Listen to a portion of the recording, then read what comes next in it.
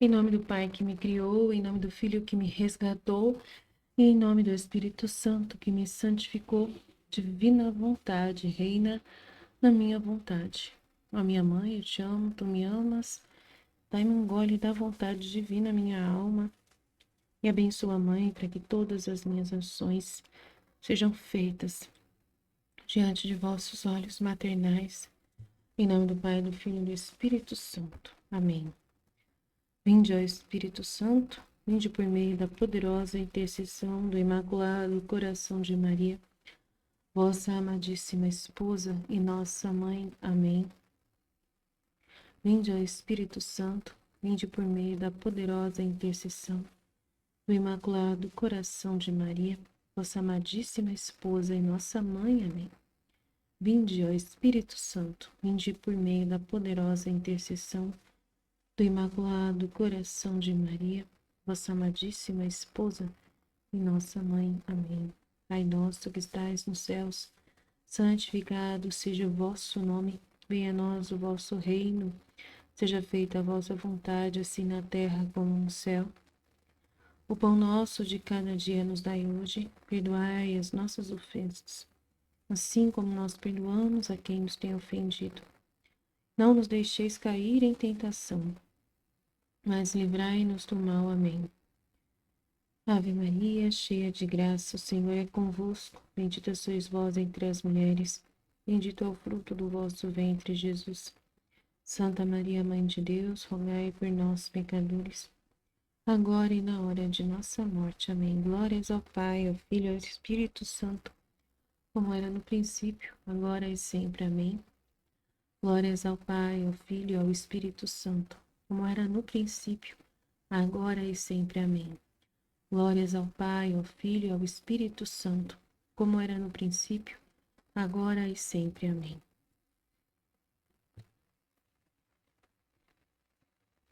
Então, sejam todos muito bem-vindos. Vamos continuando nossos estudos, chegando então ao capítulo 18, estudo 16.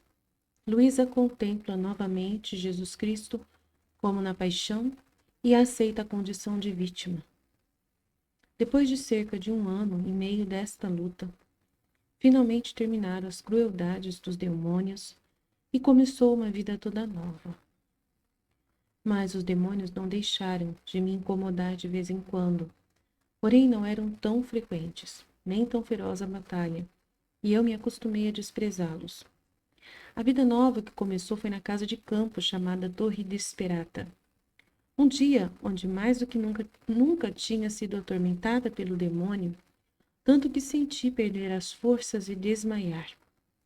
Pela tarde, enquanto estava assim, senti vir-me uma coisa mortal e perdi os sentidos. Neste estado de perda dos sentidos, eu vi a Jesus Cristo, rodeado de muitos inimigos, quem lhe golpeava, quem lhe esbofeteava, quem lhe cravava os espinhos na cabeça, quem lhe destroçava as pernas e quem os braços. Depois que o reduziram quase em pedaços, o puseram nos braços da Virgem. Isto acontecia um pouco longe de mim. Depois que a Virgem Santíssima o tomou em seus braços, aproximou-se de mim e, chorando, me disse: Filha, vê como é tratado meu filho pelos homens. As horríveis ofensas que cometem jamais lhe dão trégua. Olha como ele sofre. Eu tentava vê-lo e avistava-o todo ensanguentado, todo ferido e quase despedaçado, reduzido a um estado mortal. Sentia tais penas que tivesse querido morrer 1000 vezes em vez de ver o meu Jesus sofrer tanto assim. Me envergonhava dos meus pequenos sofrimentos. Eu reclamava deles. A Santíssima Virgem acrescentou, mas sempre chorando: Aproxima-te a beijar as chagas do meu filho. Ele te escolhe como vítima, e se tantos o ofendem, você diferente. Você vai oferecer-te a sofrer o que ele sofre. Lhe darás um alívio em tanto padecer. Não aceitas? Eu me sentia tão aniquilada, tão má, mas como ainda sou indigna, que não ousava dizer sim. Minha natureza tremia, me sentia tão fraca pelas penas passadas, que mal me restava um fio de vida. Além disso, não sei como, de longe vi os demônios que tanto perturbavam, faziam muito ruído, e via que tudo o que tinha visto e que tinham feito ao Senhor deviam fazê-lo a mim se eu aceitasse ser vítima. Em mim mesmo sentia tais penas, dores e estiramentos de nervos que acreditei que deixaria a vida. Finalmente me aproximei e lhe beijei as chagas. Parecia que ao fazê-lo, aqueles membros tão dilacerados se curavam, e o Senhor, que antes parecia quase morto, começava a reanimar-se à nova vida. Internamente recebi tais luzes sobre as ofensas que se cometem, atrações para aceitar ser vítima, ainda que devesse sofrer 1000 mortes, porque o Senhor tudo merecia, e que eu não poderia opor-me ao que ele queria. Isto acontecia enquanto estávamos em silêncio, mas aqueles olhares que reciprocamente nos dávamos eram tantos convites, tantas flechas ardentes que me trespassavam o coração. Especialmente a Santíssima Virgem me incitava a aceitar, mas quem pode dizer tudo o que eu passei? Finalmente o Senhor, olhando-me com benignidade, me disse: Tu viste o quanto me ofendem e quantos caminham pelos caminhos da iniquidade, e sem o perceberem precipitam-se no abismo. Venho oferecer-te ante a divina justiça como vítima de reparação pelas ofensas que eles fazem e pela conversão dos pecadores, que a olhos fechados bebem na fonte envenenada do pecado. Um imenso campo se abre diante de ti de sofrimento, sim, mas também de graças. Eu não te deixarei mais, virei em ti a sofrer tudo o que me fazem os homens, fazendo-te participar das minhas penas. Como ajuda e consolo, te dou a minha mãe. E parecia que entregava-me a ela, e ela me aceitava. Eu também ofereci-me toda a ele e à Virgem, disposta a fazer o que ele queria, e assim terminou a primeira vez, e ela perdeu os sentidos. Depois de recuperar meus sentidos, sentia tais penas, tal aniquilamento de mim mesma, que via-me como um miserável verme que não sabia fazer mais que arrastar-se por terra e dizia ao Senhor: Me ajuda, tua onipotência me aterroriza. Vejo que se tu não me levantas, meu nada se desfaz e vai dispersar-se. Dai-me o sofrimento, mas rogo-te, dai-me a força, porque me sinto morrer. E assim começou um alternar-se de visitas de Nosso Senhor e de tormento por parte dos demônios. Quanto mais me resignava a aceitar, tanto mais aumentavam sua raiva contra mim. As notas. A nota 20 está falando: destas palavras pode-se perceber certa ingenuidade e inocência de Luísa. Provavelmente tinha em torno de 15 anos quando escreveu esta passagem. Será que ela tinha 15 anos mesmo? Não sei. Não.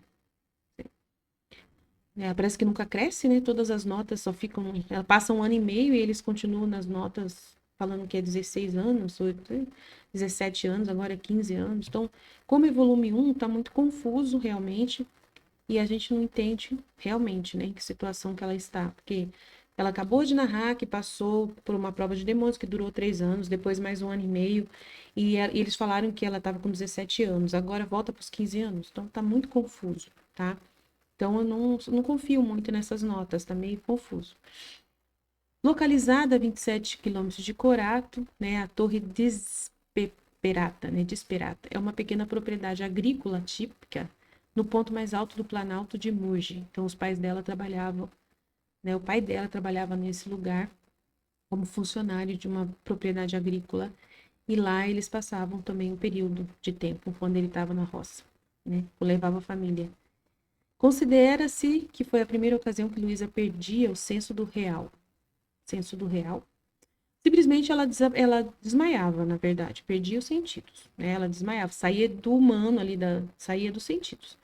Perdia o sentido humano e ia para um sentido, né, interior, que ela ficava, como se saísse a alma do corpo, né? Ela fala que a alma dela como se saísse do corpo, às vezes não saía, às vezes estava a alma ali, mas não estava mais falando através da boca, dos olhos, não estava presente. Então parecia que ela estava desmaiada. Então é isso que é, né? Em favor de uma imersão epifânica. Então, umas pessoas que fazem as notas, mas às vezes meio confusas, né? Em um caderno intitulado Peripécias de uma Alma que Busca a Perfeição, falando em terceira pessoa, diz que havia abraçado o estado de vítima aos 16 anos. Então, eu não sei que livro que é esse, se tem esse caderno, Peripécias de uma Alma que Busca a Perfeição, se é da Luísa esse caderno, que ela diz que abraçou o estado de vítima aos 16 anos. Não sei. A gente vai ter que dar uma pesquisada aí no livro, né, no livro da... é Autobiografia de Luísa, tá? Eu vou dar um jeito de ler esse livro da Autobiografia de Luísa e guardar essas informações e trazer pra gente aqui. Pra gente não ter dúvida nenhuma sobre essas informações, tá?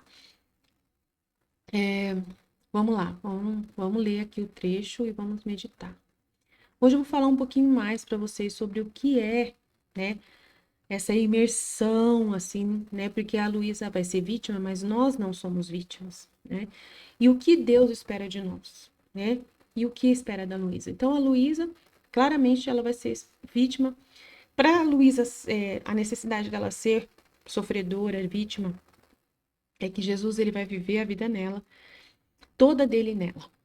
Nós não vamos ser diferentes totalmente, né? A vida na divina vontade é a vida de Jesus em nós, na nossa vida. E os acontecimentos que nos acontecem, tudo que nos acontece é uma direção de Deus, né? O que é bom ou não tão bom, é uma direção que Deus envia.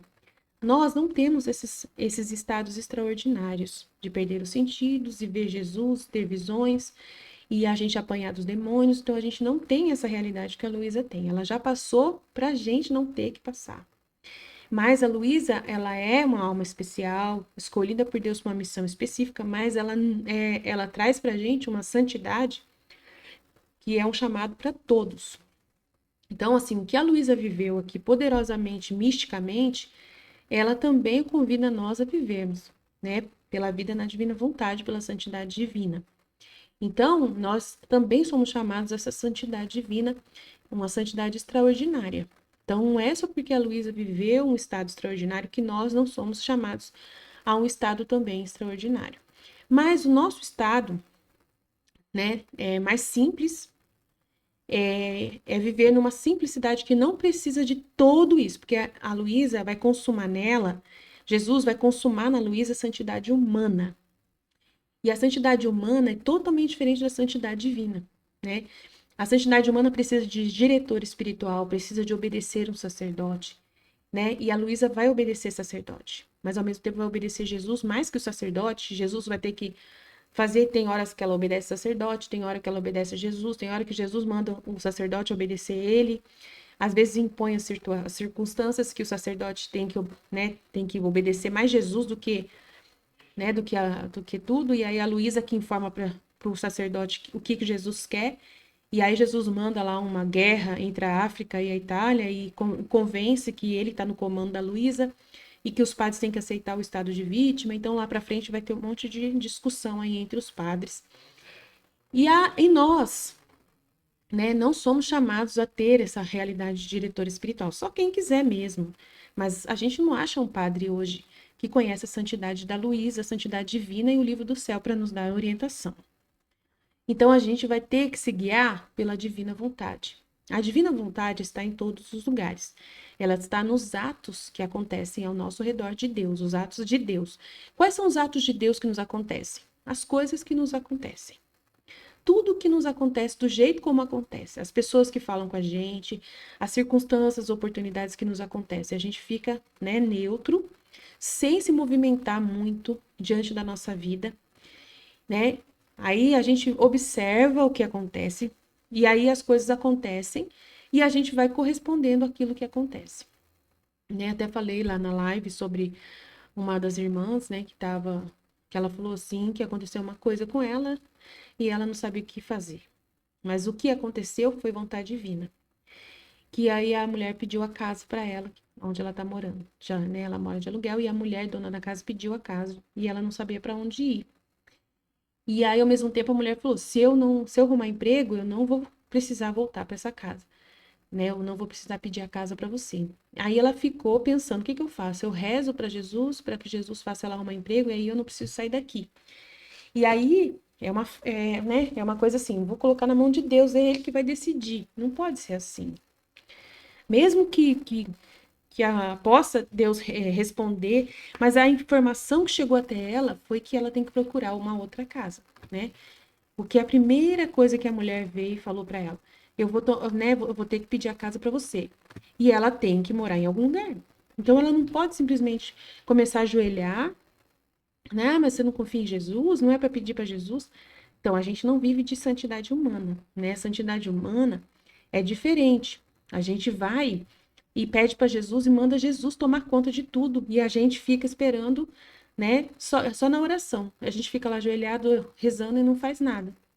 Na divina vontade, claramente, quando uma pessoa chega e dá uma informação para a gente, ela já fala qual é a vontade de Deus. Que a gente procure, então, uma casa nova para alugar, uma casa de aluguel.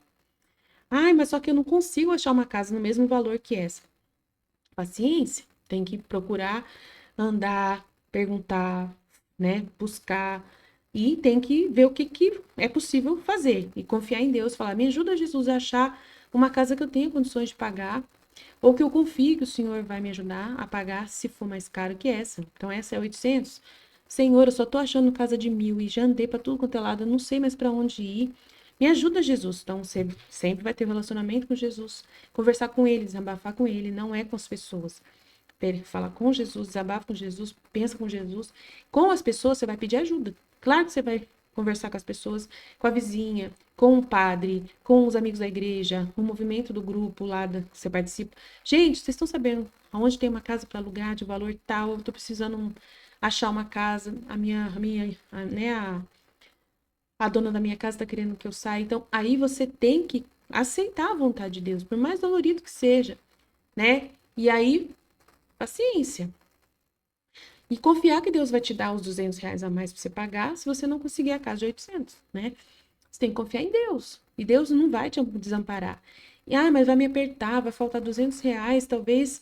É o que Deus quer. Está incluído a vontade de Deus. E você não pode ter má vontade para poder obedecer. Então, nós não obedecemos diretor espiritual, mas obedecemos à vontade de Deus. A vontade de Deus impõe coisas. Você vai ter que procurar uma casa para alugar. Isso é uma coisa que a divina vontade impôs, é um exemplo. E aí, você fez tudo a sua parte. Deus não facilitou para você achar uma casa de 800, ele facilitou para você achar uma de 1.000. E aí você tem que confiar em Jesus. E Jesus está pedindo sacrifício. Então, tudo por amor e sacrifício. Tudo com espírito de mortificação. Por amor a Jesus, você vai procurar essa casa. Mas e eu vou rezar também que de repente a mulher arruma emprego. Claro, você pode rezar. Mas se for possível, Senhor, afasta de mim esse cálice, faça que a mulher arrume emprego. Eu quero fazer sua vontade, mas se for possível, afasta de mim esse cálice de ter que sair daqui. Pede mais um prazo para a mulher, né? Combina com a pessoa que tá, né, que tá querendo o aluguel também, que tá da outra casa que você achou, não sei. Vai conversando e vê como é possível, vendo os meios de pagamento, os meios como vai fazer para poder alugar e tudo mais. E assim você vai andando conforme a vontade divina vai desenhando. Você muda para essa casa, né? Essa casa nova que Jesus quis lá, ele quis e realmente a mulher mudou. Aconteceu mesmo tudo o que a mulher tinha falado. Ela mudou mesmo para casa, ela teve que tomar a casa da casa e voltar para casa. Essa mulher não arrumou emprego e veio para essa casa.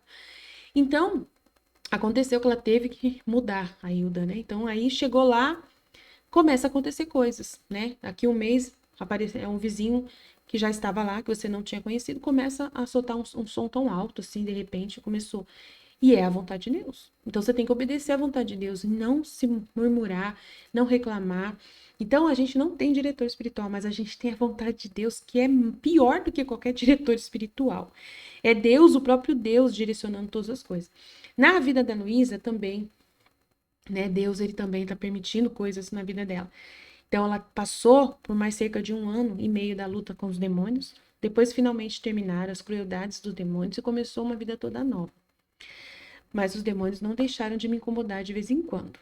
Porém, não eram mais tão frequentes e nem tão feroz a batalha, e me acostumei a desprezá-los. Então, ela começou a saber como desprezar os demônios. E uma vida nova começou, né? E uma vida toda nova começou. Um dia onde mais do que nunca tinha sido atormentada pelo demônio, né? Nesse dia foi muito atormentada. Tanto que senti perder as forças e eu desmaiei. Pela tarde, enquanto eu estava assim desmaiada, senti vir-me uma coisa mortal e perdi os sentidos. Neste estado, via Jesus. Então ela estava desmaiada e nesse estado ela conseguiu ver, ter visões. Desmaiada. Então imagina que você desmaiou e você começou a, né, em espírito ver Jesus, ter uma visão. E ela viu Jesus rodeado de muitos inimigos. Quem lhe golpeava, quem lhe esbofeteava, quem lhe cravava os espinhos na cabeça, quem lhe destroçava as pernas, quem os braços. Então é um fato que aconteceu da vontade de Deus na vida da Luísa. Como acontece na nossa vida. Algum fato acontece. Seu marido, de repente, chega em casa e fala, tô desempregado. Do nada, seu marido estava tranquilo ontem, mas hoje tô desempregado. Vontade divina. Glória a Deus. Seja feita a vontade de Deus. Deus sabe de tudo. Deus tem um paraquê de tudo isso. Ele vai nos, né, tem uma porta aberta, tem um livramento, alguma coisa tem aí. Então você vai ter que ter sempre uma disposição para viver a vontade de Deus e não ter medo de nada que possa lhe acontecer. Isso é a maior santidade de todas as santidades que existem, acima de todas as santidades que já existiram na face da terra. É a santidade da divina vontade. Nossa Senhora viveu assim, Jesus viveu assim, Luísa viveu assim. Quando Deus queria, ele desenvolvia alguma coisa. Mas não é só coisas ruins que ele permite. Às vezes ele permite coisas também boas. Não é só coisas ruins. Às vezes seu marido chega e fala assim: "Ah, ganhei, né? Ganhei uma promoção. Nossa, hoje, né, ganhei uma promoção, agora eu vou ser isso, vou fazer aquilo e é muito melhor, meu salário melhorou." E tal, também acontece. Não é só coisas difíceis, mas coisas boas também podem acontecer. E nessas coisas boas também tem decisões.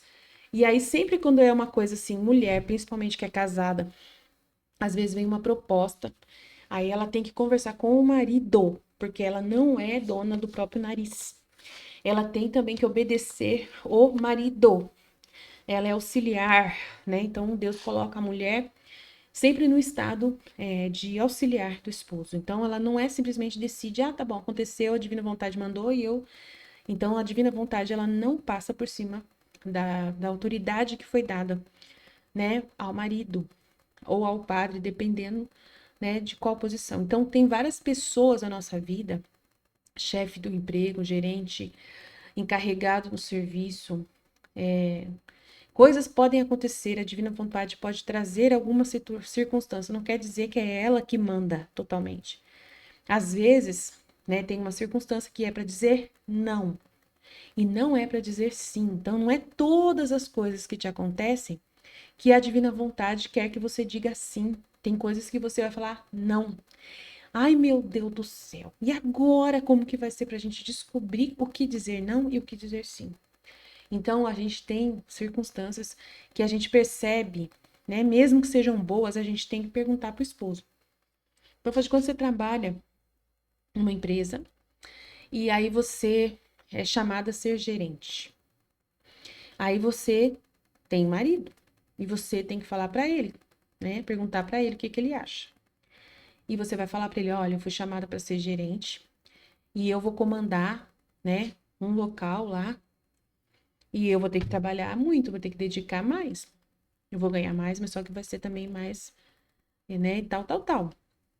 E aí, o que que você acha? Devo aceitar ou não essa proposta do meu chefe? Se o marido tiver algum problema muito sério, assim, claro que ele fala, não, não podemos aceitar, né, porque a gente planejou que a gente vai fazer isso, vai fazer aquilo e vai atrapalhar muito você ficar tão, né, assim, com essa responsabilidade tão grande. Então não dá. Ou então ele fala, glória a Deus, que bom. Nossa, esse dinheiro vai vir numa hora boa, essa promoção, esse valor. E eu vou te apoiar, claro. Então aí precisa, né, sempre que o marido dê a cartada final. Ele tem a última palavra. E a esposa obedece aquela proposta que foi trazida, se o marido aprovar. Então, a divina vontade caminha junto com a vontade humana também da ordem dentro da disposição que Deus colocou as coisas. Então, não quer dizer que está acontecendo uma coisa e é para você dizer sim para tudo e tranquilo e vai que vai. Não é assim. Tudo que nos acontece é vontade divina. E aí a decisão que nós vamos fazer vai ser também uma resposta, uma correspondência a essa vontade, né? E aí o que Deus deseja é sempre a ordem da forma correta.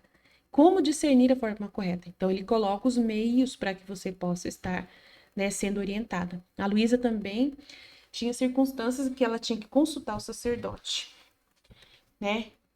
Ela poderia muito bem fazer aquilo que Jesus estava propondo, mas aí o sacerdote, né?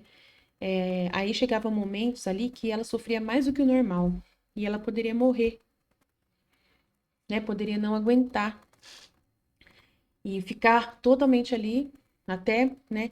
Aí o sacerdote tinha o poder de mitigar, de diminuir as dores da Luísa ou de parar, né, aquele ato que estava acontecendo de sofrimento na Luísa. Então ele tinha a capacidade de parar.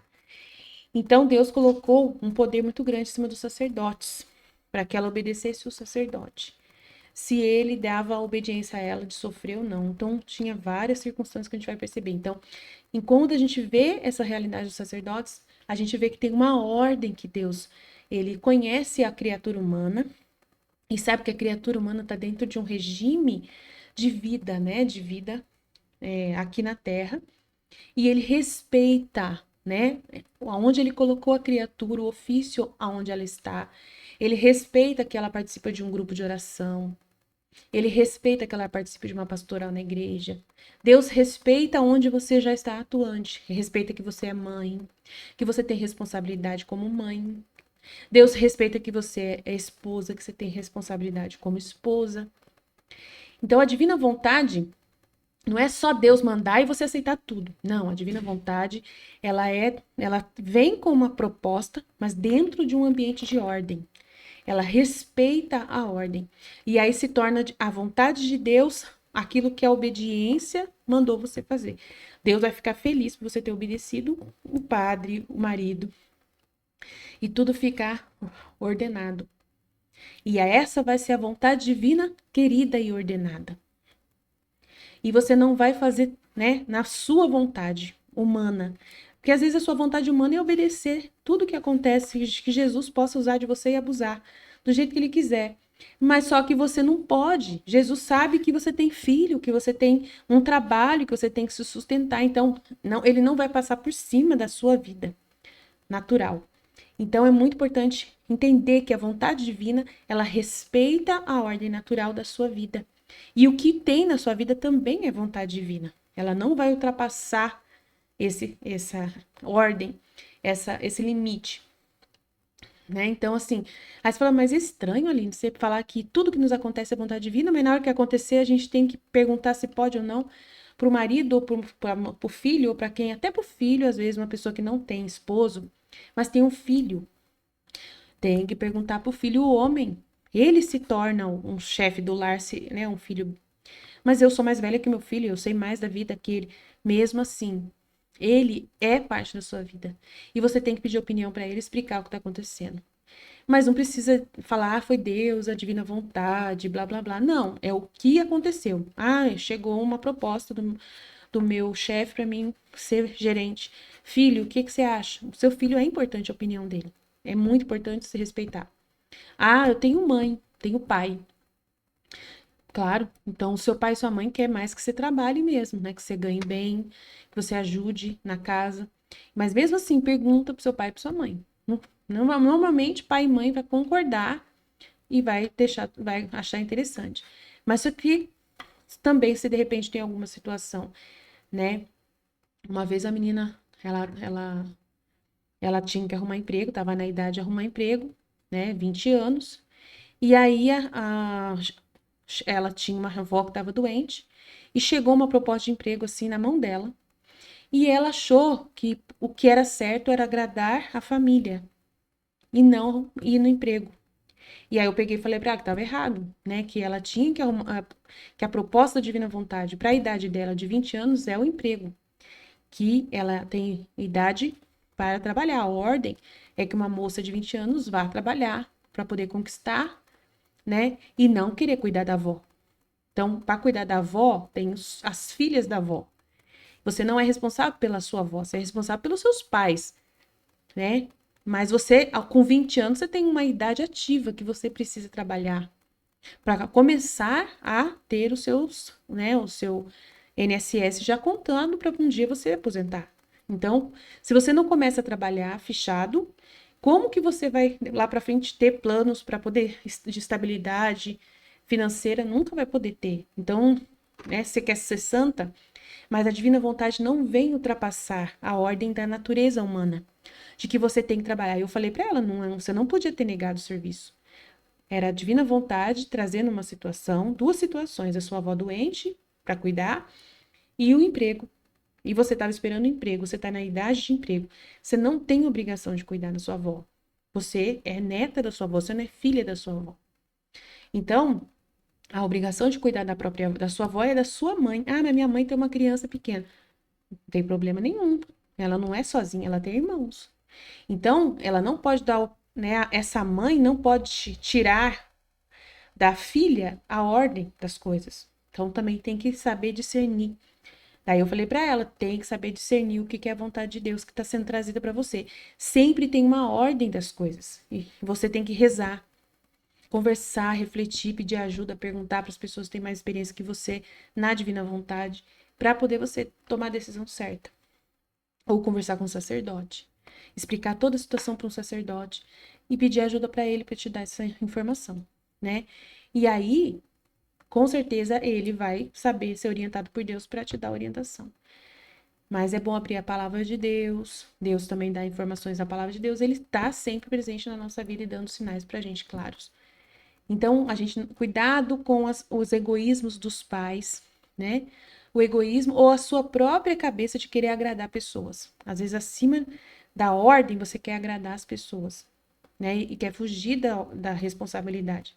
E trabalhar para um jovem de 20 anos, 22, 23, 18, é muito importante, porque tem que começar a contar agora, né, no tempo de carteira de trabalho ali, né, de INSS. Jesus respeita essa ordem da gente pagar o INSS, da gente ter um emprego, isso é muito importante, isso aí faz parte. Uma das coisas mais valiosas que Deus permite pra gente é o emprego. Até Jesus, que Jesus trabalhou. Então a gente tem que valorizar. Tem certas coisas que têm ordem e a gente tem que seguir essa ordem, tá? Ah, mas a família não vem antes. A família vem para te apoiar também a trabalhar, né? E não trazer algum encargo para você na hora errada. Então a família vem para ser um apoio para você, para poder fazer as suas vezes. Se você estava cuidando da sua avó e estava procurando emprego ao mesmo tempo, essa família tem que ter alguém que fale: pode ir, minha filha, trabalhar, que é sua vez de trabalhar é agora. Eu já trabalhei, já estou encaminhada, você não. Então eu vou cuidar da avó, fica tranquilo, vai trabalhar. Entendeu? E ela vai ajudar em casa com dinheiro, vai pagar de repente uma conta de luz, uma conta de água, já ajuda muito a família. Então, tem coisas muito importantes que na divina vontade a gente tem que perceber, tá? Então, são dicas muito valiosas. Aí aqui. Um dia onde mais do que nunca tinha sido atormentada pelo demônio, tanto que senti perder os sentidos. Neste estado, via Jesus Cristo rodeado de muitos inimigos. Quem lhe golpeava, quem lhe esbofeteava, quem lhe cravava os espinhos na cabeça, quem lhe destroçava as pernas, quem os braços. Tudo isso é pecado, tá, gente? Tudo isso é o pecado. Depois que reduziram quase em pedaços, o puseram nos braços da Virgem. E isso acontecia um pouco longe de mim. Depois que a Virgem Santíssima o tomou em seus braços, aproximou-se de mim chorando e me disse: ela não pode mais sofrer. Então ela está pedindo para uma pessoa da terra, que é a Luísa, né, fazer isso, né, fazer isso. Olhar para Jesus, ver como ele é tratado pelos homens, né, através do pecado. As horríveis ofensas que cometem jamais lhe dão trégua, né? Então as ofensas que Jesus recebe são esses golpes de esbofeteamento, né, cravando espinhos na cabeça, né, que é a paixão de Jesus que se renova através das ofensas todos os dias. E daí ela fala: olha como é tratado meu filho pelos homens, as horríveis ofensas que cometem jamais lhe dão trégua, olha como ele sofre. Eu tentava vê-lo e avistava-o todo ensanguentado, todo ferido e quase despedaçado, reduzido a um estado mortal. Sentia tais penas de que tivesse querido morrer 1000 vezes em vez de ver o meu Senhor sofrer tanto. Então ela sentiu uma dor muito grande de ver o Senhor dela, tão maravilhoso, sofrer tudo aquilo. E ela se envergonhava dos seus pequenos sofrimentos. Então, quando você vê Jesus, né, o inocente, lindo, um Deus que não merecia passar por nada, só ser amado, amado, amado e louvado, glorificado, nesse estado, misericórdia, pelos nossos pecados, você fala, que isso, gente? E eu reclamo dos meus pequenos sofrimentos. Se eu passo fome, tô quase louca, né? Se eu sou humilhada, quase que eu quero ter um troço. Se alguém não olha pra minha cara, né, e finge que não me viu, quase que eu tenho uma, né? Meu Deus, se alguém me fala alguma coisa, né, uma indireta assim que eu sinto que alguém disse alguma coisa contra mim, meu Deus, já tô, e Jesus, olha, quase em pedaços. Que coisa. Então ela também se sentia envergonhada dos seus pequenos sofrimentos, e nós também. A Santíssima Virgem acrescentou, quase chorando: aproxima-te a beijar as chagas do meu filho. Ele te escolhe como vítima. E se tantos o ofendem, tu, oferecendo-te a sofrer o que ele sofre, lhe darás um alívio em tantos sofrimentos.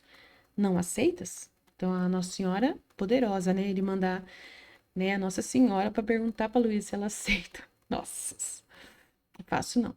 Eu me sentia tão aniquilada, tão má como ainda sou indigna, que não ousava dizer sim. Olha só, ela não ousava dizer sim, mas não era porque ela não queria, mas é porque ela não achava digna, né? Minha natureza tremia, isso é humildade, né?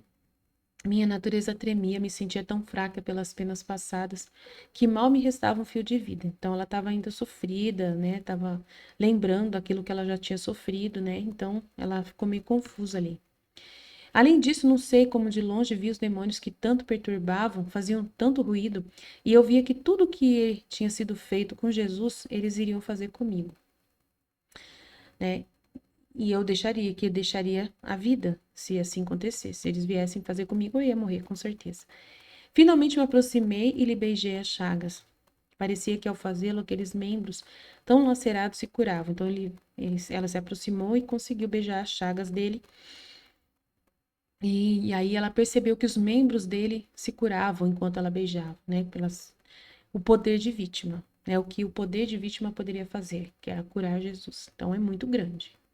E o Senhor, que antes parecia quase morto, começava a se reanimar a se reanimar. Então, olha o dom de vítima, como que faz. Internamente recebia tais luzes sobre as ofensas que se cometem. Então, ela começou a entender o que era toda aquela dor de Jesus e o que eram as ofensas dos homens que faziam aquilo com ele. Atrações para aceitar, então, a ser vítima, ainda que devesse sofrer 1000 mortes. Né? Mesmo que ela visse que ela ia sofrer 1000 mortes, que ela ia ver que ela ia apanhar, apanhar, apanhar e quase morrer, mas desde que, né? Não importa quantas vezes ela ia passar assim, passar por isso, né? Então ela sentiu uma luz muito forte e uma atração muito grande para aceitar a ser vítima, ainda que tivesse que passar por isso tudo, 1000 vezes. Porque o Senhor merecia. Porque o Senhor merecia tudo, tudo, tudo dela, né? De amor, de passar, né, no lugar dele por aquilo tudo. E que eu não poderia me opor ao que ele queria, né? Essa missão.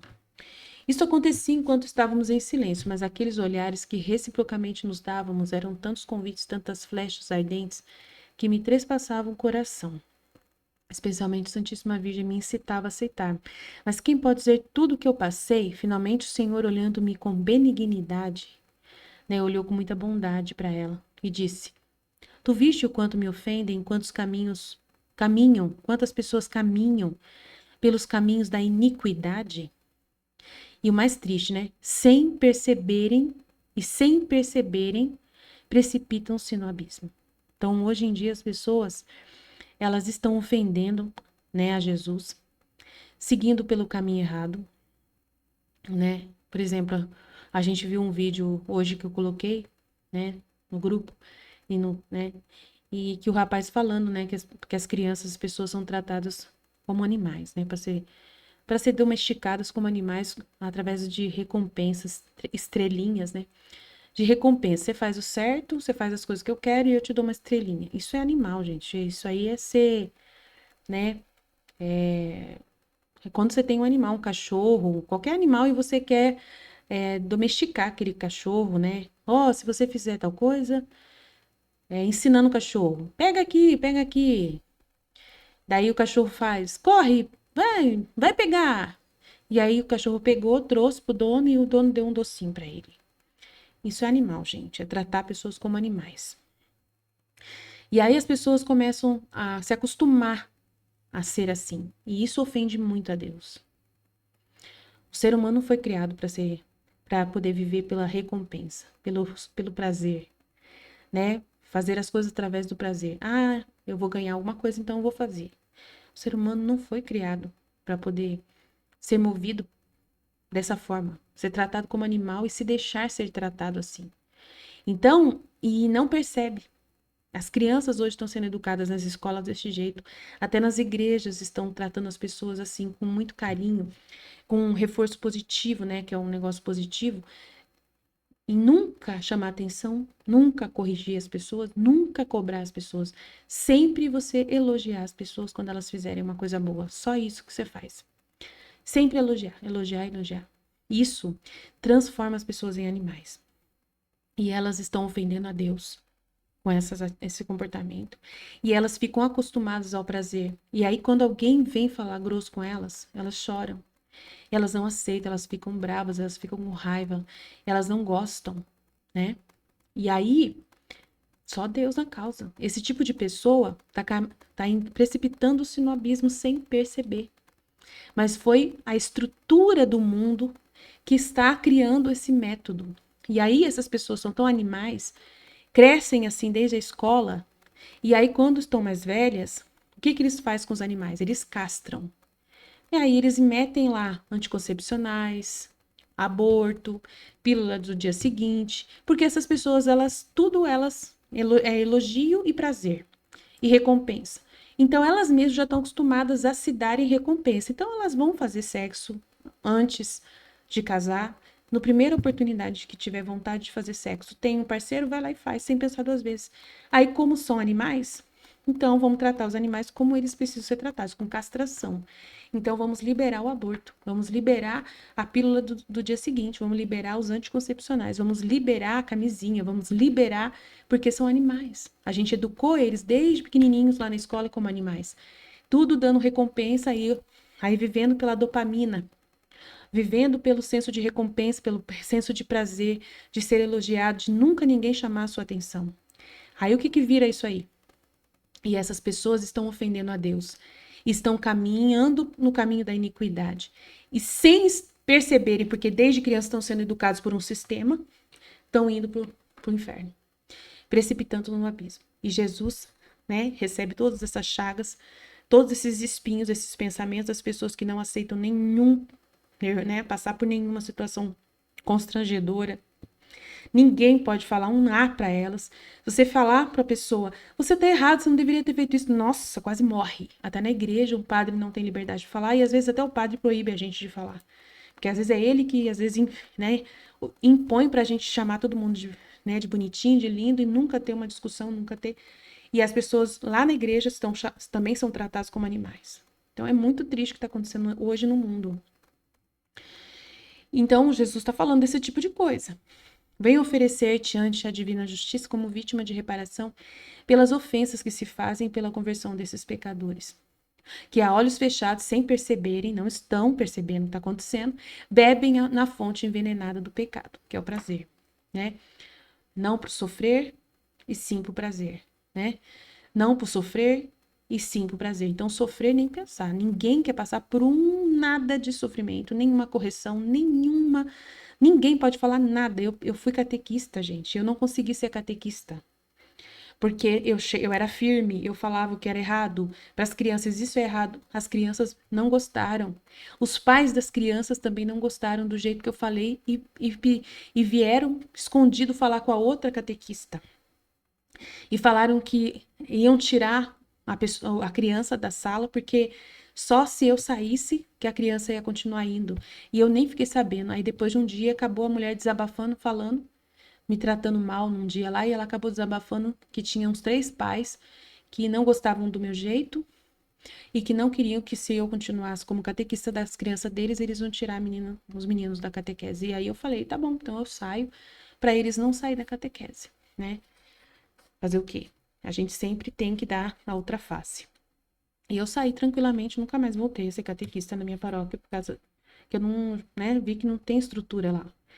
E eu não vou mudar, eu não vou, né, desobedecer à vontade de Deus e passar a mão na cabeça de criança e falar que a criança é linda, maravilhosa, se está fazendo as coisas erradas e dando opiniões erradas contra a doutrina da igreja. Não tem condições. E as crianças eram totalmente a favor, né, de homossexualismo, a favor, né, de aborto, a favor de tudo quanto é coisa ruim. Eu não posso aceitar isso, né? Então, eu preferi largar. E tô trabalhando em outras coisas que eu deixei, né, o caminho. Então, assim, aconteceu essa situação na Divina Vontade. Foi para mim dizer não para catequese, né? Então, claramente as pessoas estavam falando ou ela ou nós. Então, para não, né, perder essas crianças. Nossa, mas elas não vão ser boas crianças comungando. Isso é com Deus, eu não sou salvadora das crianças. Né? Jesus, ele falou, você não é a salvadora delas. Deixa que eu cuido. Vai ser filha da Divina Vontade e me obedecer. Né? E você tem que andar na linha, você tem que fazer as coisas certas. Se você ficar, né, passar a mão na cabeça das crianças, eu vou mudar o meu jeito, então, vou ser boazinha a partir de hoje, você não vai estar na ordem. Então, né, você vai me ofender. Vai ser mais um que vai me ofender, e eu não posso. Então, eu sou para reparação, não sou para ofender a Deus, né? Então, a Luísa também é para reparação. Então, ela veio oferecer-te ante a divina justiça como vítima de reparação pelas ofensas que se fazem e pela conversão dos pecadores, que a olhos fechados estão bebendo na fonte envenenada do pecado até dentro da própria igreja na catequese. Um imenso campo se abre diante de ti, de sofrimento, sim, mas também de graças. Eu não te deixarei mais, virei a ti a sofrer tudo o que me fazem os homens, fazendo-te participar das minhas penas, como ajuda e consolo te dou a minha mãe. E parecia que entregava-me a ela e ela me aceitava. Então, entregava a Nossa Senhora e a Nossa Senhora aceitava ela. E eu também ofereci-me toda a ele e à Virgem, disposta a fazer o que ele queria, e assim terminou a primeira vez que ela perdeu os sentidos. Depois de me recuperar desse estado, eu senti as penas, né? Senti as dores no corpo. Que ela voltou pro corpo e sentia as dores no corpo dela. E tal aniquilamento de mim mesma, né? Que ela estava aniquilada, né, sofreu muito. Que via-me como um miserável verme, que não sabia fazer mais que me arrastar por terra de tanta dor que ela estava. E dizia ao Senhor, me ajuda, Jesus. Nossa, eu tô acabada aqui. Tua onipotência me aterroriza. Vejo que se tu não me levantas desse estado, né, que eu tô acabada aqui, meu nada se desfaz e vai dispersar-se. Dai-me o sofrimento, mas rogo-te, dai-me a força para suportar, pois me sinto morrer. E assim começou um alternar-se de visitas de Nosso Senhor e de tormentos por parte dos demônios. Quanto mais me resignava, tanto mais aumentavam sua raiva. E assim ela começou a proposta aí, né, do chamado a vítima. Luísa precisa ser vítima para poder receber as graças da maior graça de todos, que é o dom de viver na vontade divina. Se a Luísa não passasse por toda essa realidade, ela não teria disposição para receber o dom de viver na vontade divina e as verdades do Fiat Supremo. Então é muito importante você entender que é por isso que a Luísa sofre e é por isso que Deus coloca ela no estado de vítima, tá? Então guarda isso no seu coração e pouco a pouco a gente vai compreendendo mais. Eu quero falar mais um pouco com vocês sobre a vida interior, que a Luísa, né, ao desmaiar, ela tem uma vida interior profunda, cada vez mais profunda, com visões e tudo mais. Nós também vamos ter uma vida interior com dons especiais que vão se manifestar em nós, né? Então, eu quero te ajudar, né, explicando como que a vida espiritual se desenvolve.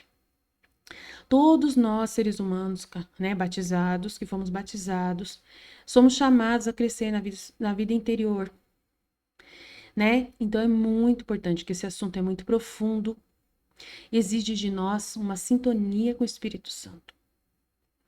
Quando falamos sobre vida espiritual, a vida da graça, nós estamos nos referindo a uma realidade gerada, produzida por Deus em nós, no instante em que nós fomos batizados. Jesus, no Sermão da Montanha, segundo São Mateus, compara o reino dos céus a um grão de mostarda, e depois se torna uma árvore frondosa.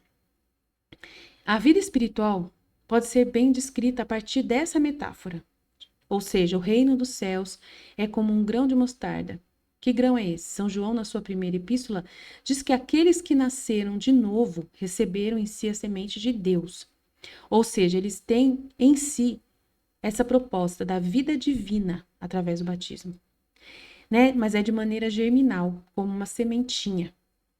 E o que acontece quando nós somos batizados é isso. Deus introjeta na nossa alma essa sementinha da vida divina.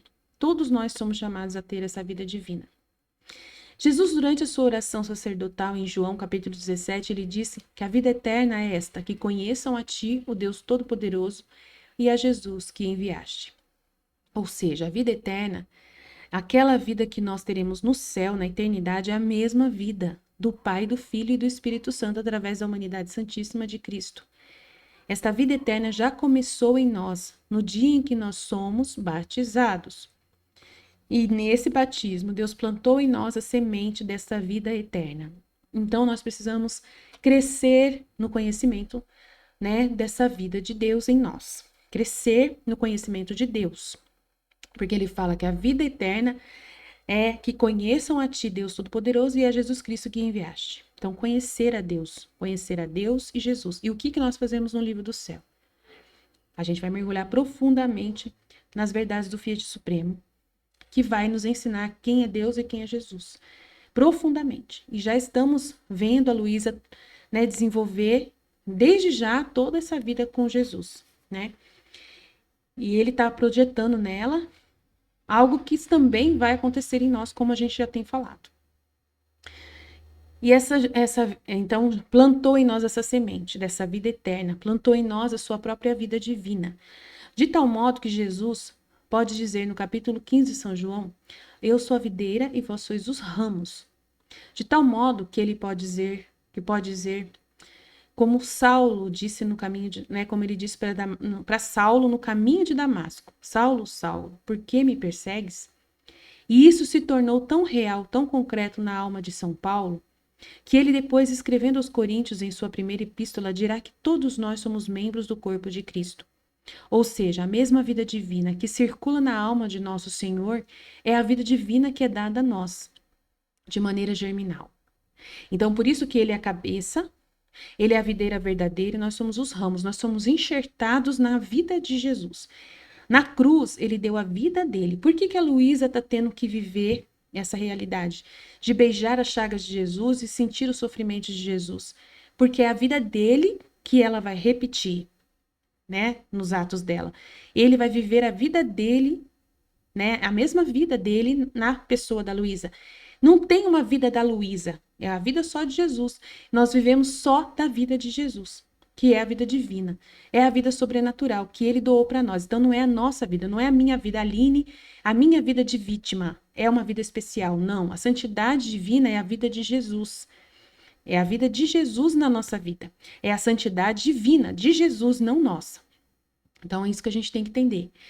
Então, essa vida sobrenatural foi dada para São Paulo, quando ele teve essa experiência aí com Jesus no caminho de Damasco, né? Por que me persegues? Aí ele entendeu que ele estava perseguindo na pessoa do Estevão e na pessoa dos cristãos, Jesus. Ele entendeu. E aí, na primeira epístola, ele falou que todos nós somos membros do corpo de Cristo. Se a gente persegue uma pessoa, a gente tá, né, do corpo de Cristo, um cristão, a gente está perseguindo Cristo, mesma coisa. Então, ele teve essa experiência de entender que ele estava perseguindo os cristãos, não era Cristo. Mas Jesus falou, Saulo, Saulo, por que me persegues? E daí o Saulo entendeu, depois de uma meditação profunda, né, o que realmente é essa vida divina nas almas cristãs, né, nos cristãos. Então, é uma vida que nasce diretamente de Deus. É uma vida que procede do Pai, do Filho e do Espírito Santo mediante a humanidade santíssima de Cristo pelos méritos da sua paixão. Aí por isso que ele está sofrendo as ofensas das mesmas dores da paixão, mesmas dores que ele sofreu lá nos momentos que ele apanhou, foi espancado pelos soldados e ela teve a visão dele espancado pelos soldados e ele pedindo para que ela assumisse aquelas dores dele. Ele não está falando assim, você vai agora pegar uma faca e você vai se sacrificar. Não, ele não está fazendo isso. Ele leva ela em espírito e ela revive a paixão dele. Então, você vê que é a vida dele que ela está vivendo, não da vida dela. Não é do sangue dela, é do sangue de Jesus. A dela não tem valor. Você vê que o sangue dela não tem esse valor. Só o valor é o sangue de Jesus. Então, ela vai sofrer as dores de Jesus, né? E a vida de Jesus que vai se repetir na vida dela. Então, é muito engraçado, muito interessante. Engraçado não, interessante isso, né? Como que acontece isso na vida da Luísa de uma forma tão concreta, assim, tão incrível. Então, Jesus conta outra parábola no início do Sermão da Montanha, quando diz que o reino dos céus é como um semeador que saiu a semear. Parte caiu no meio do caminho, outra parte caiu entre as pedras, outra caiu entre os espinhos, e outra caiu em terra boa e produziu seu fruto 330, 60 e 100 por cada semente. Em outras palavras, todos nós recebemos a semente de Deus. Porém, aí vem a pergunta: por que essa semente não cresce na vida de todos igualmente? Por que que muitos de nós, muitas vezes, somos estacionados, né?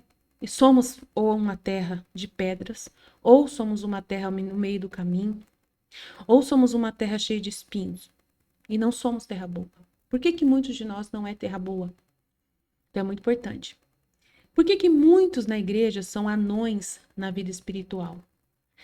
Há pessoas que passam décadas batizadas e na igreja e continuam ainda sendo crianças com o germe da sementinha que não germina, que é sufocada pelos espinhos, que não consegue crescer no meio das pedras, né? Anões espirituais, crianças que não conseguem crescer nem não conseguem se desenvolver na vida espiritual e na vida divina, que não cresce. Por que isso acontece? Haveria muitos modos para se falar disso.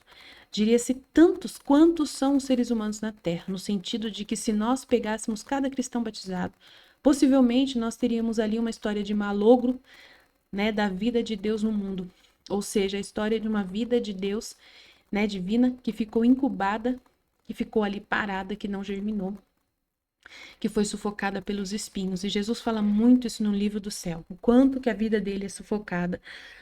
Na live que a gente teve quinta-feira, ele falou no trecho que é uma vida dele sem fôlego, e ele não consegue viver porque a vontade humana não permite que ele viva na alma. Então, aí ele explica que a vontade humana, a pessoa que tem vontade humana, né, ela tem as suas próprias opiniões, as suas próprias preocupações humanas, tão presa em si mesma, que não consegue dar fôlego para Jesus. É como se não se faltasse circulação de sangue, é como se o coração não batesse e como se não tivesse respiração. Então não dá para a vida dele crescer. Não cresce de jeito nenhum. Ele falou no livro do céu.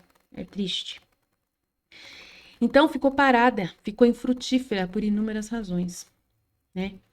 E muitas dessas razões, ou algumas delas, são de ordem, digamos, emocional, psicológica. Pessoas feridas que não conseguem sair de suas feridas, né? Carência emocional. Essa realidade, né, de receber recompensa desde pequenininho, cresceu nessa ordem ou se acostumou com essa dinâmica que está na igreja agora, que está no mundo, de todo mundo passar a mão na cabeça e ninguém, né, de não aceitar correção de jeito nenhum. Tem muita gente, né, nessa fase que a gente está que já não consegue mesmo ter essa capacidade, não aceita que alguém, né, lhe dê ordem, não aceita obedecer, não tem capacidade de obedecer, é uma rebeldia absurda, né? E fica reclamando, colocando a culpa nos outros, nunca assume a própria culpa diante das coisas. Não tem, né? Aí tem um negócio chamado supereu, que a pessoa coloca a culpa nos outros, sempre a culpa nos outros. Eu não consigo crescer porque a pessoa fulano me xingou. Eu não consigo aprender porque fulano é chata, porque ela é briga, porque ela me tirou do grupo, porque ela, né, ela me impõe uma regra, eu não, né, e tal, tal, tal. E eu não obedeço, não acho necessário obedecer, eu quero fazer do meu jeito, só o meu jeito dá certo, o jeito dela não dá certo, então ela me tira do grupo, então não tem graça. Então, é muitas coisas que fazem atrapalhar a pessoa, né? E a pessoa fica conversando consigo mesma e combinando consigo mesma e dependendo de sinais especiais que Jesus tem que dar para poder ela continuar amando Jesus. Jesus não tem que dar sinal nenhum para você. O maior sinal de que Jesus já te ama e que ele deu essa santidade divina, da divina vontade para você, é o sangue dele que ele derramou na cruz. né? Imagina, gente. A vida da Luísa já é um sinal suficiente, não precisa mais que isso. Se você veio aqui para poder estudar esse livro do céu e você está pedindo para Jesus te dar sinais de que isso é bom, se não é, gente, que absurdo. O maior sinal que existe é a própria vida de Jesus que ele deixou para nós. É uma graça tão grande. Esses escritos, só porque um padre não conhece, que você conversou na sua paróquia e ninguém conhece sobre a Luísa, mas vai procurar na internet e ver quantos padres que falam da Luísa Picarreta fora do Brasil, né? E tenha paciência, não precisa ser do seu jeito. Espere em Deus. Se eu, na minha época, quando não tinha ninguém falando da divina vontade, eu pensasse desse jeito, precisasse de um sinal para saber se a divina vontade era boa ou não, meu Deus, que dor. Eu nunca não pensei nisso. Eu fui e peguei o livro do céu em italiano e comecei a traduzir. E falei, o Brasil precisa conhecer isso. Eu vou, né, trazer isso para o Brasil. Não importa se não tem ninguém, mas a partir de mim, alguma pessoa vai conhecer. E comecei. Eu não preciso da aprovação das pessoas, eu não preciso da opinião de ninguém. Eu não posso viver pelas pessoas, eu tenho que viver pelo que Deus está trazendo para mim. Pelo que Deus está me oferecendo. E daí apareceu para mim Luísa Picarreta na internet. Eu estava pensando foi Deus que trouxe para mim. Eu estava procurando uma coisa nova para mim e apareceu a Luísa. Então eu tive certeza que era um sinal. A Luísa Picarreta já era um sinal. Não precisava de mais sinais. Agora esperar que um padre conhecesse, eu vou ver se o meu padre da minha paróquia conhece. E aí, só assim que eu vou aceitar viver a divina vontade e ler o livro do céu. Gente, não existe isso. Deus é muito claro. O presente já é esse, já é ter o livro do céu à sua disposição, né? Então, por isso que o germe não cresce. Porque você ouve a si mesma. Você não ouve Jesus. Você não fica vivendo com Jesus, dando valor às coisas de Jesus. Você deixa as coisas de Jesus de lado e vai conversar com você mesmo. Eu acho que não está prestando para nada. Eu acho que isso aí não vai adiantar nada. Vou fazer outra coisa. Eu acho que é melhor eu ir lá para São Luís Maria de Montfort, que ele é mais conhecido. Eu acho que eu vou estudar com o Padre Paulo Ricardo, que ele é mais conhecido. Gente, que dor no coração de Jesus, né? Jesus trouxe para você um presente tão grande, você, por causa que não é conhecido, você vai pelo que é conhecido, né? E Jesus, quando ele veio para a Terra, ele era desconhecido. Ninguém sabia quem era Jesus.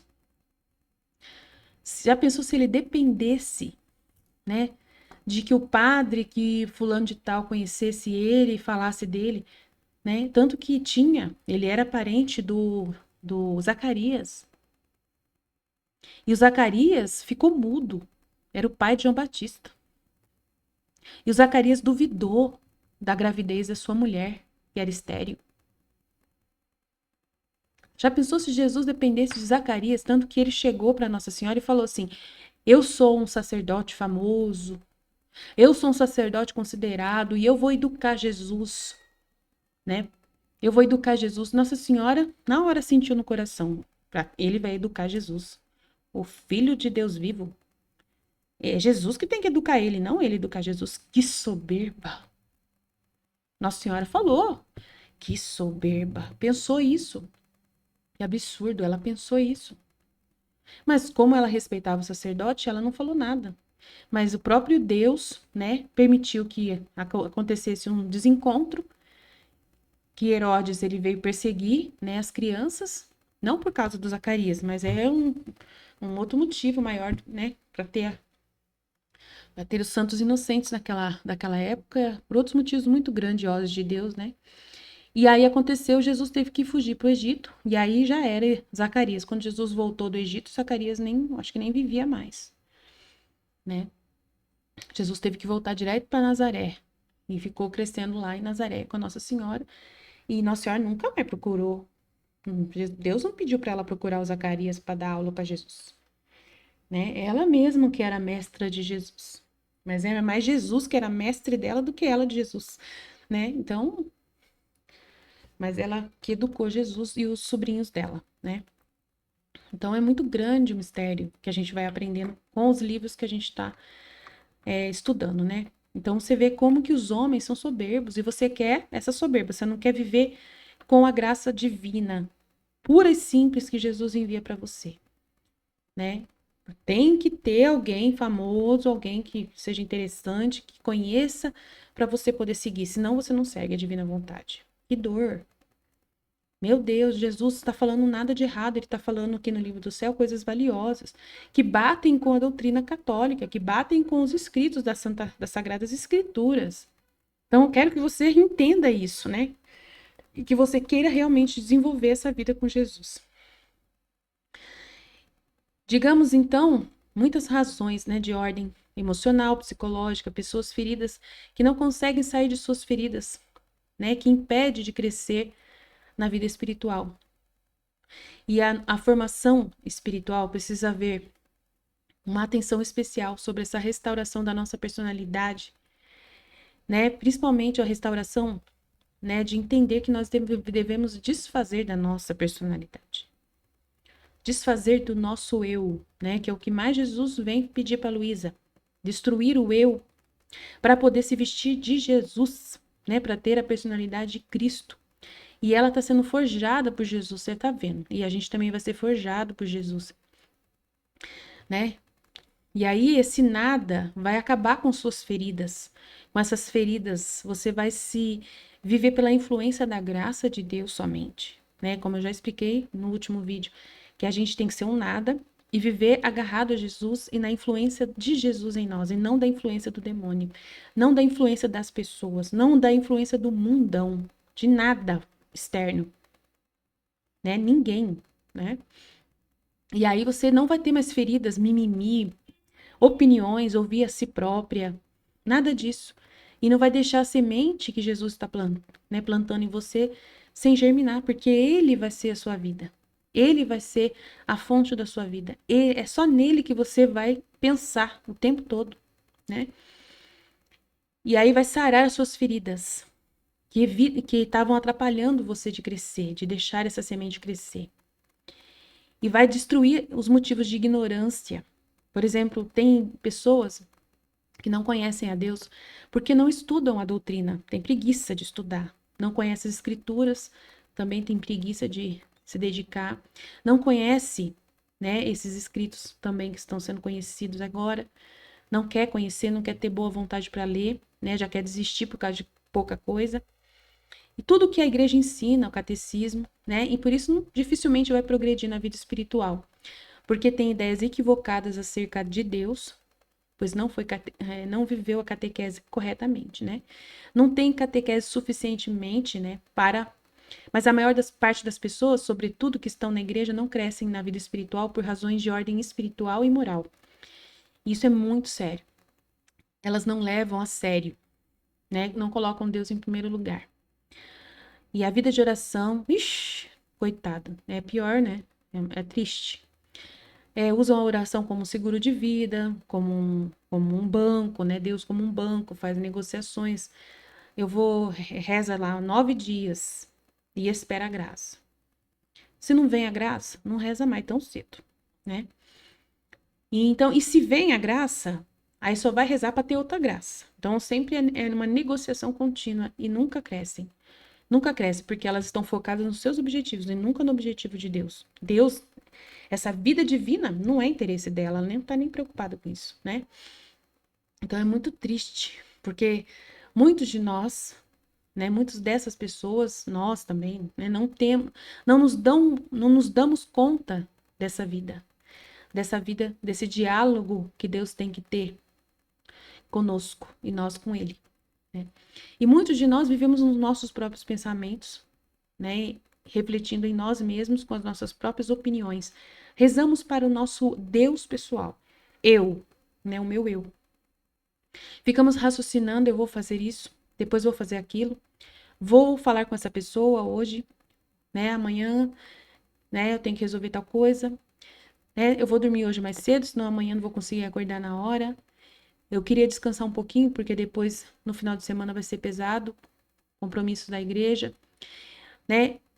Depois eu tenho que fazer uma coisa na hora do almoço, depois do almoço, isso, e fica muitas coisas conversando somente consigo mesmo. E não tem uma vida com Deus, não tem vida com Deus. É uma vida interior em que nós servimos a nós mesmos e aos nossos próprios interesses. Quando vamos conversar com Deus, Deus está externamente e Ele tem que ser aquele que é obrigado por nós, através de, né, de uma negociação, a fazer a nossa vontade. E nós não estamos nem preocupados com a vontade dele, nunca nem passa pela nossa cabeça isso, né? A gente quer que a vontade dele seja a nossa vontade, porque a gente acha que a gente está pedindo a vontade dele. E muitas vezes nós estamos pedindo só favores para nós mesmos, interesses pessoais que nunca tem nada a ver com Deus. Nunca tem a ver com Deus. E aí a vontade divina é universal. A vontade divina sempre visa o bem universal de toda a humanidade. Tem sempre benefícios eternos e visam o bem do primeiro até o último homem. O que você está vivendo na divina vontade, você vai entender que a reparação em direção a todas as pessoas é um ato de louvor, de sacrifício, em nome de todos os que não fazem.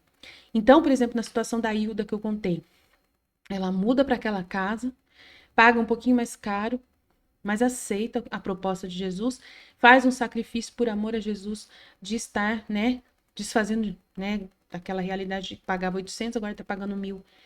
Está se sofrendo um pouquinho mais, se apertando um pouco mais, deixando às vezes de comprar uma coisa, ou trabalhando um pouco mais, fazendo uma hora extra ou vendendo alguma coisa para poder, né, suprir. E é um sacrifício a mais por amor a Jesus. E ela oferece. Enquanto outras pessoas estariam murmurando, enquanto outras pessoas estariam xingando, ela está agradecendo pela graça de Deus. Então, em nome de todos, ela faz isso. Então, é um ato universal. Nunca é um ato pessoal. Então, a gente vive na vontade divina, vivendo com Jesus para dar total satisfação, né, ao que ele está trazendo de opções para nós, de situações para nós. Enquanto outras pessoas vão fazer uma coisa, nós fazemos o que é certo, o que é ordem, o que a vontade de Deus espera de nós. E isso se torna bens universais, porque Deus está recebendo uma satisfação, uma glória que ele não recebe das outras criaturas.